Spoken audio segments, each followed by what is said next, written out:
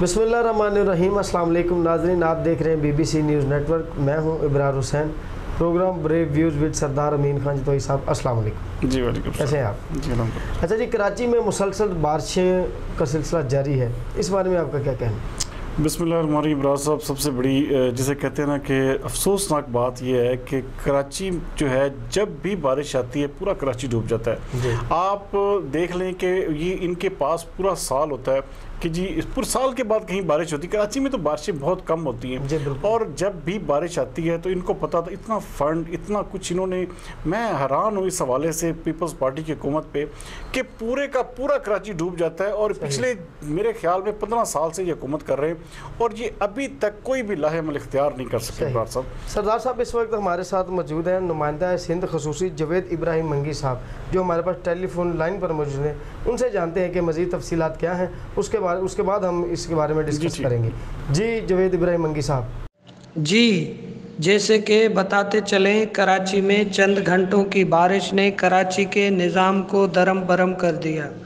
नदी नालों में तुरयानी, सेवरेज सिस्टम दरम बरम, काफ़ी रोडों पे पानी और बारिश के बरसने से घरों में पानी दाखिल। मौसमियात ने पहले ही आगाही दी थी कि कराची में शदीद ख़तरनाक बारिश होगी। बारिश आई, बरस गई, मगर हमारे नाअहल हुक्मरान बारिश की बेहतरी के लिए कोई भी काम करने के लिए तैयार नहीं। DC को आया हुआ फंड, बल्दियाती निज़ाम को आया हुआ फंड कहाँ खर्च होता है, कुछ समझ में नहीं आ रहा। जी देखिए ये जैसे मैं बात कर रहा था कि उसी तरह ही उन्होंने बताया कि पूरा कराची जो है, आप देखें कि फंड्स के हवाले से पूरे के पूरे, मैं कोई MP कोई MNA, जिस तरह ये जवेद मंगी साहब बता रहे हैं कि कोई भी ऐसा नुमाइंदा नहीं है जिसको फंड्स नहीं जाते। MNA ले लें, MPs ले लें, नीचे UC नाज़म ले लें, आप नीचे लेवल पे काउंसलर तक चले जाएं, आप देखिए वहाँ पे बल्दियाती निज़ाम तो चल रहा है ना, वहाँ पे आप MQM देख लें, MQM की क्या कारकर्दगी है। किसी लिहाज से भी आप नहीं कह सकते कि हुकूमत पे होते इन पार्टियों ने अवाम को वहां पे डिलीवर किया है। अवाम वहां पे डूब चुकी है। आप देखिए कि पूरे का पूरा कराची डूब चुका है। वहां पे अगर मेरे ख्याल में पुलिस और ये रेस्क्यू इदारे ना होते तो अमवात की शरह कहां पे चली जाती। आज भी कम से कम 4 लोग जो है जो करंट लगने से मर गए। कहां पे गया निज़ाम इनका, कहां पे गया सारा कुछ। ये बड़ी इब्रार साहब ज़्यादती वाली बात है कि जब भी बारिश आती है कराची में तो इस तरह के हालात पैदा हो जाते हैं कि पूरे का पूरा शहर डूब जाता है और पूरे का पूरा निज़ाम दरम बरम हो जाता है और जो ज़िंदगी है वो कितनी मुश्किल हो जाती है अवाम के लिए।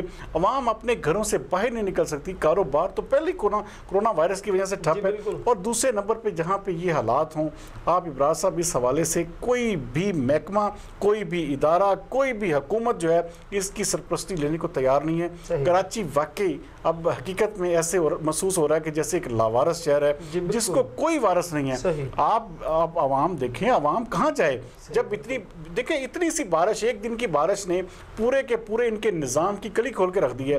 कहाँ पे गया इनका निज़ाम। आप ये देखें, ये जो वीडियो में मनाजर नजर आ रहे हैं, क्या ये काबिल कबूल हैं? आप वीडियोस देखें, यकीन माने कि हैरान हो जाता है इंसान देख के कि इस तरह का इतना भोंडा किस्म का मजाक किया गया अवाम के साथ। इतने फंड्स जहाँ पे आप देखें, मुझे बल्कि हमारे जो नुमाइंदा खसूसी हैं वो बात कर रहे थे कि यहाँ पे इवन देन एक UC में झाड़ू लेने का फंड नहीं है। कितनी भयानक बात है कि जब आपके पास UC के पास एक झाड़ू खरीदने के पैसे ना हो तो कैसे निज़ाम चलेगा, कैसे आप सारा कुछ करेंगे। ये सीवरेज का निज़ाम, ये दूसरे निज़ाम कहाँ पे चलेंगे। ये पैसा आया किसकी जेब में जा रहा है, कौन इसका जिम्मेदार है, कौन इसको पूछेगा, कौन सा ऐसा इदारा है। अब कहाँ है नैब इस हवाले से क्यों नहीं करता कि आप देखें कि वहाँ पे जब भी बारिशें आती हैं पूरे का पूरा शहर डूब जाता है।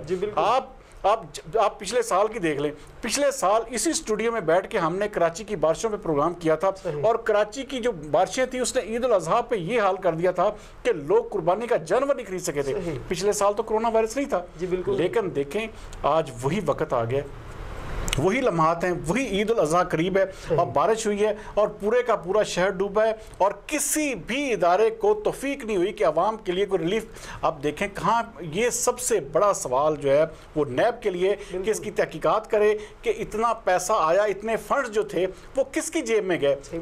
अगर करोड़ों अरबों का फंड जो है अगर इन खातों में लग जाता, ये सीवरेज के निज़ाम बेहतर होते तो यकीन माने कराची ना डूबता। इस हवाले से मैं कहता हूँ कि ज़ाती तौर पर ये बड़ी ही ہی بھیانک صورتحال ہے کہ پورے کا پورا شہر ڈوب جاتا ہے اور حکومت جو ہے وہ اپنے خوابے خرگوش سے نہیں اٹھتی. اور یہ زبانی کلامی بیانات دے کے یہ ایم کیو ایم والے، یہ پیپلز پارٹی والے صرف اور صرف زبانی کلامی بیان دیتے ہیں، اس کے علاوہ کاروائی ان کی کارکردگی جو ہے بالکل نہ ہونے کے برابر ہے. اور یہاں پہ اگر ان کو دیکھیں سب سے بڑی بات ہے یہ وفاق بھائی، وفاق تعاون اگر نہیں کرتا تو تمہارے پاس جو فنڈ ہے، جو تمہارا صوبے کا فنڈ ہے، اس کے کم از کم شہر کا جو فنڈ ہے کراچی پہ تو لگاؤ، کم از کم کراچی کو تو لاوارث مت کرو. یہاں پہ حالات یہ ہیں کہ اس وقت انسان چل نہیں سکتا، پورے کا پوری گاڑیاں ڈوبی ہوئی ہیں، پورے کے پورے بندے ڈوبے ہوئے ہیں. اور دیکھیں یہاں پہ نظام اس طرح اگر چلے گا تو بہت مشکل ہو جائے گی. یہ دیکھیں پیپلز پارٹی کے پاس اتنے سال کا ایکسپیرینس ہونے کے باوجود آج تک اگر یہ کراچی کی بارشوں کے حوالے سے دیکھیں وہاں پہ اچھا نظام دیتے، وہ تو پھر اس کا مطلب ہے کہ جب سے وہ ایک آخری جو میئر آئے تھے مصطفیٰ کمال، جو اس وقت کی ایم کیو ایم تھی، اس کے جو انہوں نے کام کروائے تھے، میرے خیال میں اس وقت سے لے کے آج تک کوئی میگا پروجیکٹ نہیں شروع کیا گیا کراچی میں، کسی طرح سے کوئی توجہ نہیں دی گئی.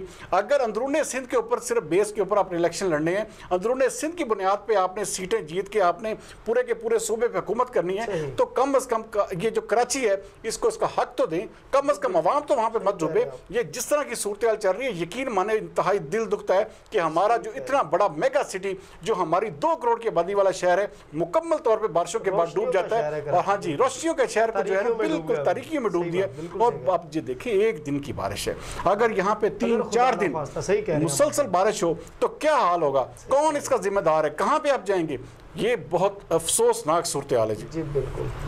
سردار صاحب، وزیر اعظم عمران خان کی جانب سے وزیر اعلیٰ عثمان بزدار صاحب کو کلین چٹ مل گئی، اس بارے میں آپ کا کیا کہنا؟ دیکھیں جی، اب اس حوالے سے تو میں اتنا کہوں گا کہ ہمارے جو سوشل میڈیا کے جو دوست ہیں نا، جنہوں نے ایک بھونچال اٹھایا ہوا تھا کہ جی عثمان بزدار صاحب کو تبدیل کر دیا گیا، یہ انتہائی افسوسناک بات ہے کہ آپ ایک سٹنگ جو چیف منسٹر ہے اس کے حوالے سے آپ ایسی باتیں پھیلا دیں کہ جی کل وہ فلاں بندہ جو ہے وہ اٹھ کے آ کے حلف لے لے گا، جی فلاں بندے کو وزیر اعلیٰ بنا دیں. اب مختلف علاقوں کے مختلف ایم پی ایس کی تصویریں باقاعدہ اور پی ڈی اے کے اپنے بندے اس کو وائرل کر رہے تھے کہ جی فلاں کو وزیر اعلیٰ بنا دے، فلاں کو وزیر اعلیٰ بنا. یا بھائی دیکھیں سب سے بڑی چیز یہ ہے کہ سوشل میڈیا پہ بیٹھ کے آپ اس طرح سے آپ دیکھیں ایک بڑی ایک اتھینٹیکیٹڈ سیٹ ہوتی ہے.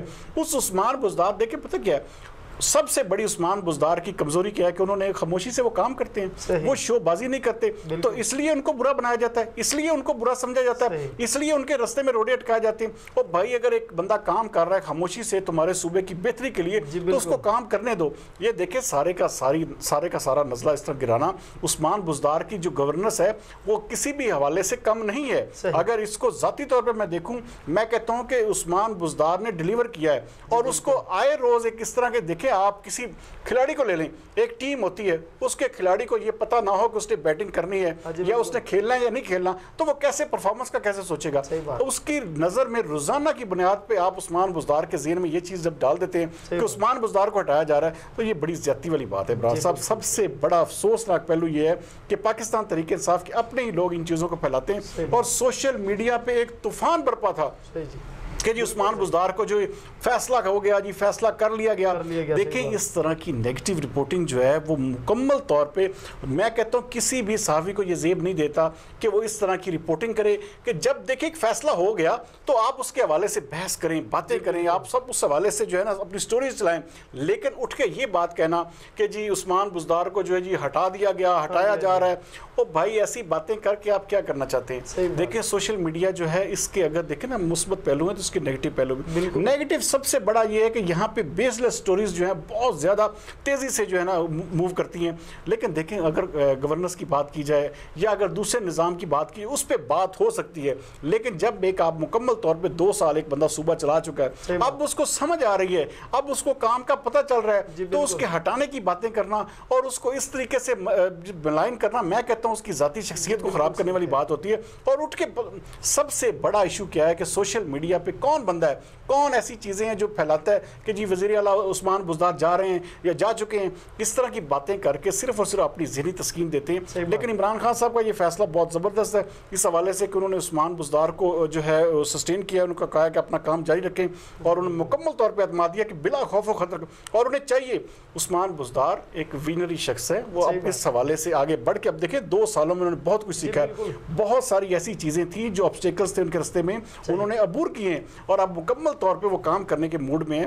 تو انہیں میرے خیال میں جو ہے نا ابرار صاحب ذاتی طور نہیں کام کرنے دینا چاہیے, اور انہیں مکمل طور پہ جو صوبے کا ان کا ایجنڈا وہ جس طرح وہ کام کر رہے ہیں خاموشی سے, وہ ایک اچھے طریقے سے کام کرتے رہے. ہمیں کوئی جو ہے نا شو بازی نہیں چاہیے, باقی ہمیں کام چاہیے. میں کہتا ہوں کہ عوام کو ابھی بہت سارے کام ایسے کرنے والے, دیکھیں یہ حکومت ان کے پاس 5 سال ہے ابرار صاحب. اب حکومت سب سے بڑا مسئلہ کیا ہے, آپ 5 سال حکومت کو مینڈیٹ لے کے آئے ہیں, آپ 5 سال دیں, دیکھیں اگر یہ کام نہیں کریں گے تو اگلی دفعہ الٹیمیٹلی یہ لوگ نہیں ہوں گے. تو اب اگر ان کو حکومت ملی ہے تو ان کو موقع دیں. سب سے بڑی چیز یہ ہے کہ میں ایک ذاتی طور پہ یہ کہوں گا کہ سوشل میڈیا کے حوالے سے جو ہے اپنی جو ہمارے ایکٹیوسٹ حضرات ہیں ان کو کم از کم اس حوالے سے سوچنا چاہیے کہ ایک بندہ ایک اچھا کام کر رہا ہے تو اس کو کام کرنے دینا چاہیے, نہ کہ اس کی راہ میں آپ روڑے اٹکائیں. بہت شکریہ سردار صاحب. بریو یو وتھ سردار امین خان آج اختتام کو پہنچا. کل تک کے لیے مجھے دیجیے اجازت. پاکستان زندہ باد.